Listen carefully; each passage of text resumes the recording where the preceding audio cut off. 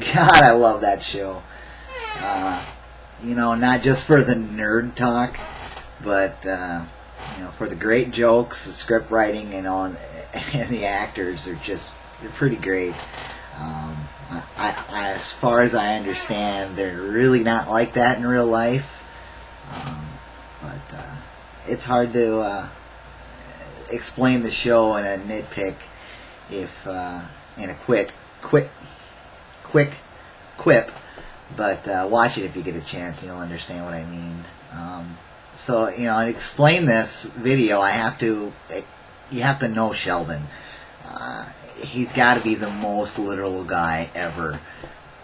He takes everything and has just his own particular way of explaining it within the realm of science and physics. You know, it's hard to come across with psychological concepts and sociological concepts with him.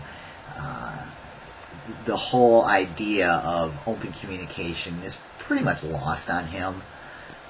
So he takes everything literally. He is the epitome of literal listening.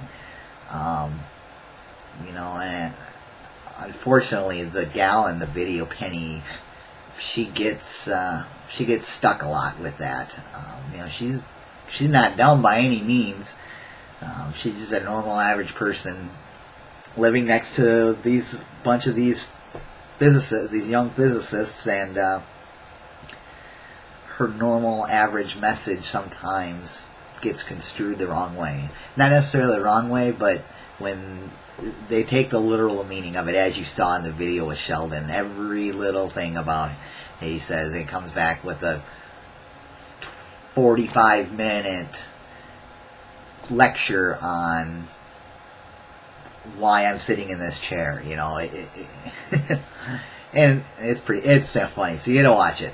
So, you know, as far, you know, the literal listening in the video, you know, I hope you were able to pick it out. There was numerous instances of Sheldon doing that. The book describes literal listening, you know, as only picking up on the content and not getting into the relationship or personal meaning of the message. You know, we don't necessarily make an effort to understand how others are feeling or what they're saying. When it comes to literal listening, we just pick out the literal effects. There's no underlying meaning at all.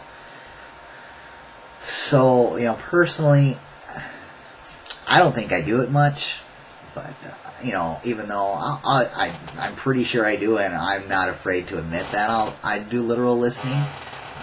You know, I'd probably do it more than I realize. You know, we just have to look outside the box.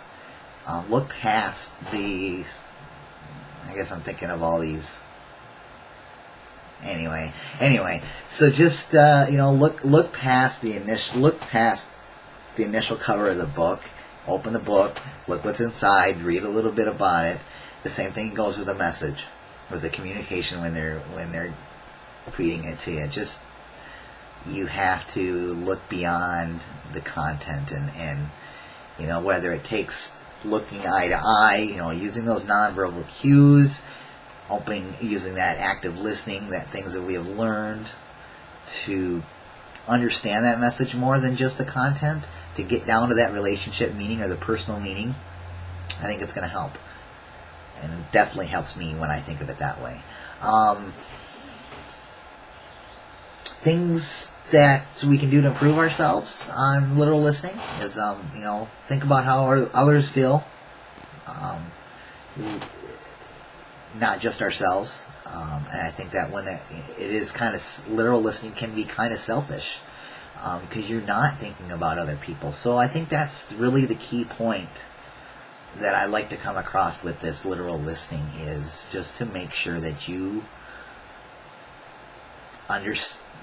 listen to what they're saying and think how they feel, and maybe you can come back with some feedback on it instead of just the actual content of it.